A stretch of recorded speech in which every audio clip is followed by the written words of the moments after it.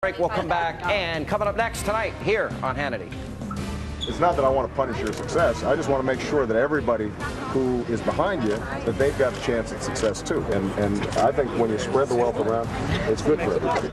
All right, some say it was a slip-up back in 2008, but 5.5 years later, we now have proof that President Obama is waging a war against the so-called rich. Much more as our studio audience continues. Straight ahead. And welcome back to the special edition of Hannity. Now, although income inequality has increased more under President Obama than any of his predecessors, he continues to use class warfare rhetoric to further the agenda of his, and especially when it comes to raising the minimum wage and, of course, vilifying the so-called rich.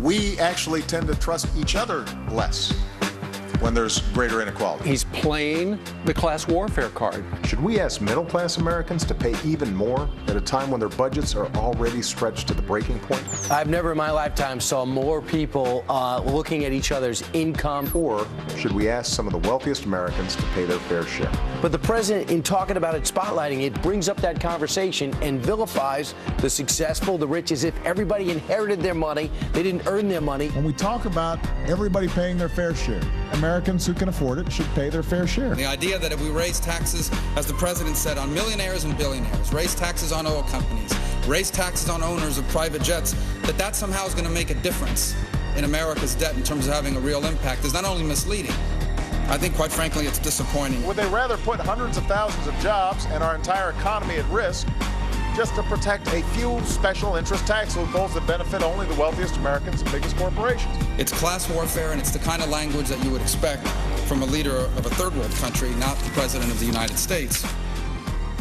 All right, we bring back our studio audience. All right, Jessica, I'm going to put you on the spot. Don't be mad. The top 10% of wage earners in America, what percentage of the taxes do you think they pay, federal income tax? Personally, or of the overall in the country? Overall, top 10% American wage earners, what do they pay? What percentage of the bill? They pay the majority of the bill. 70%, 72%. The bottom 50% of wage earners, what do they pay? Do you know? What percent?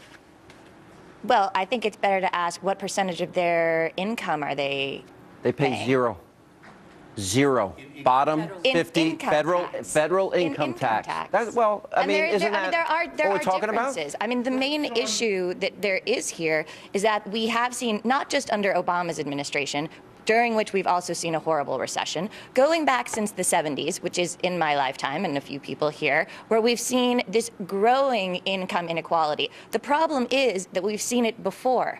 When we saw it was before the Great Depression, when we had, at the turn of the century, free wildness that was going on with lack of regulation. You know, I just think this fair share talk, which we heard the entire time during the campaign, I think it's very divisive. And what it's done is it's taken the focus off of solving the problem and it's put it on, you know, well, that person has more than I do and that person has more than I do. And it sort of erodes, to me, the hard work and the dedication, that freedom that Joe Biden was talking about, that hard work that we feel, that's real freedom to me. So, yeah. Neither party has a pro-growth agenda to create jobs. David Camp's proposal on tax reform this week. Yeah, we know it's dead on arrival. Neither party wants to take it on because it involves taking on the special interests in an election year.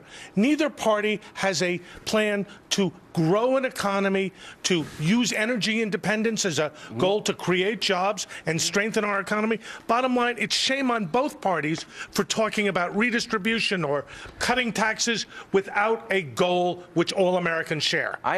KT and I were talking during the break. We could put every American that wants a job back to work if we would tap our energy resources in this country. Look, right now on my website, Hannity.com, I'm getting thousands of people jobs paying $70, $80, $90, and $100,000 a year, and they can't fill the jobs in North Dakota. Pipeline, Sean. You're right, Sean. And what you don't do is harm Americans who are least able to afford energy. Energy affects all households, but with the regulations that are killing the fossil fuel industry, like coal, for example, the jobs that are being lost, energy prices are going up, and you're harming those least able to afford higher energy costs. All right, short segment here. We'll take a break. We'll come back, and also coming up, we'll get some closing thoughts from our studio audience coming up right after the break. Please stay with us.